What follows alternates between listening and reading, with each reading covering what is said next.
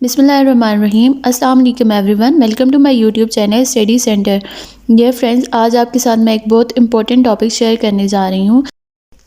जैसे कि आप सबको पता है, पाकिस्तान में डिफ्थीरिया की आउटब्रेक हो गई है, जिसकी वजह से बहुत सारे बच्चे अफेक्टेड हैं और बहुत सारे बच्चे ऐसे हैं जिनकी डेथ भी हो गई है और पूरे पाकिस्तान से केसेस रिपोर्ट हो रहे हैं।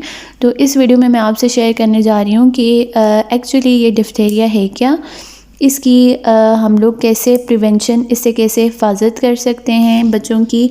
इसके अलावा कौन कौन सी एज के जो बच्चे हैं, ये बड़े हैं, वो इसमें अफेक्ट हो सकते हैं। इसके अलावा इसकी प्रिवेंशन क्या है, ट्रीटमेंट क्या है, तो इस वीडियो में मैं आपको सारी इन्फॉर्मेशन दूंगी।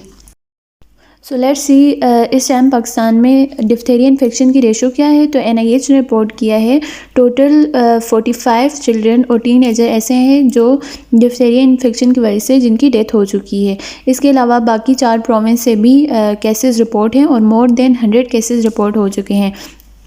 इसके अलावा बताया गया है कि नवंबर 2022 में सबसे ज़्यादा जो केसेस थे वो सिंध में थे और जिसकी वजह से 23 बच्चों की जान चली गई। और इसके अलावा KPK में भी 14 केसेस थे और पंजाब से भी 2 डेथ रिपोर्ट की गई थी। लेकिन जैसे कि अब आप देख रहे हैं कि पाकिस्तान में अब बहुत ज़्यादा रेशो हो गई है चारों प्रोविंसेस से, तो इस वजह से इस डिज़ीज़ पे हम लोगों ने कंट्रोल करना है। तो चलें देखते हैं कि एक्चुअली डिफ्थीरिया है क्या और ये कैसे ट्रांसमिट होता है। So basically what is diphtheria. Diphtheria एक ऐसी डिज़ीज़ है या इन्फेक्शन है जिसको बैक्टीरियम काज करता है, कोरिनरी बैक्टीरियम डिफ्थेराई, और ये एक कॉन्टेजियस डिज़ीज़ है जो एक आदमी से दूसरे पर्सन को भी ट्रांसफ़र हो सकती है। इसको डिस्कवर्ड किया था स्विस माइक्रोबायोलॉजिस्ट ने, एडविन क्लेप्स ने 1882 में। और ये अफेक्ट किस किस चीज़ को करती है, म्यूकस मेम्ब्रेन को अफेक्ट करती है, नोज़ की और हमारे थ्रोट की, गले की, जिसकी वजह से ब्रीथिंग में डिफ़िकल्टी होती है और स्वेलिंग में भी डिफ़िकल्टी हो सकती है।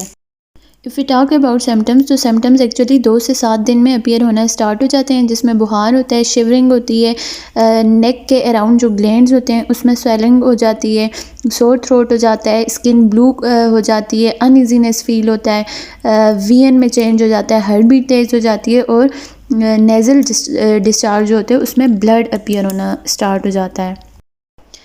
ये बैक्टीरिया कैसे इन्फेक्शन काज करता है। बेसिकली ये बैक्टीरिया एक टॉक्सिन प्रोड्यूस करता है। टॉक्सिन क्या होता है, एक पॉइजन होता है। ये पॉइजन जाके हमारे नोज़ के और थ्रोट का जो माउथ के सेल्स होते हैं उसको डिस्ट्रॉय कर लेता है। अब ये जो डेड सेल्स होते हैं ये एक्युमुलेट हो जाते हैं हमारे थ्रोट में। अब जब ये एक्युमुलेट होते हैं तो जैसे कि आप पिक्चर में देख सकते हैं, ये dense grey pseudo membrane covering बनाते हैं टॉन्सिल्स के ऊपर। जब ये कवरिंग बना लेते हैं तो सांस लेने में बहुत ज़्यादा डिफ़िकल्टी होती है। अब जब सांस लेने में डिफ़िकल्टी होगी तो इस वजह से डेथ भी काज हो सकती है। इसके अलावा दूसरी पिक्चर में देखें कि diphtheria can cause swollen necks, sometime referred as bull neck. तो इस वजह से क्या हो जाती है, नेक जो है उसमें भी स्वेलिंग हो सकती है। अब हम देखते हैं कि ये डिज़ीज़ या इन्फेक्शन एक पर्सन से दूसरे पर्सन को कैसे ट्रांसमिट होता है। जैसे कि मैंने आपको वीडियो के स्टार्ट में बताया था कि ये डिज़ीज़ हाईली कॉन्टेजियस है। इसका मतलब ये है कि अगर हमारे रिस्पायरेटरी ड्रॉपलेट्स होंगे स्नीजिंग के टाइम, कफिंग के दौरान, तो ये बैक्टीरिया एक से दूसरे को ट्रांसमिट हो सकता है। इसके अलावा अगर हम इन्फेक्टेड इंडिविजुअल के क्लॉथ्स वगैरह, कपड़े यूज़ करेंगे या उसके कोई भी आइटम्स हम यूज़ करेंगे तो ये ट्रांसमिट हो सकता है।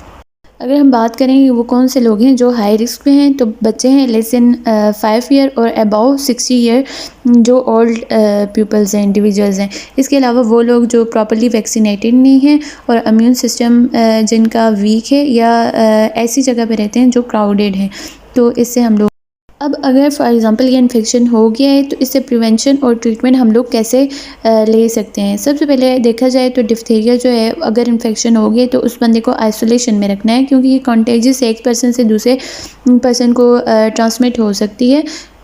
सो फर्स्ट स्टेप आ जाएगा आइसोलेशन। नेक्स्ट क्या है कि इम्यूनाइजेशन या वैक्सीनेशन बहुत ज़्यादा ज़रूरी है।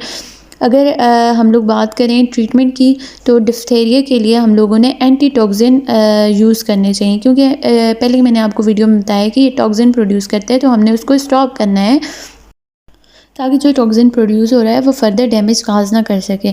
अगर हम लोग प्रॉपर्ली ट्रीट नहीं करेंगे तो इसके रिज़ल्ट में लॉन्ग टर्म कॉम्प्लिकेशंस हो सकती हैं, जिसमें पैरालिसिस वगैरह आ जाएगा, लिथार्जी आ जाएगा, हार्ट मसल्स को अफेक्ट कर सकता है और इसके अलावा नर्व्स को भी अफेक्ट कर सकता है।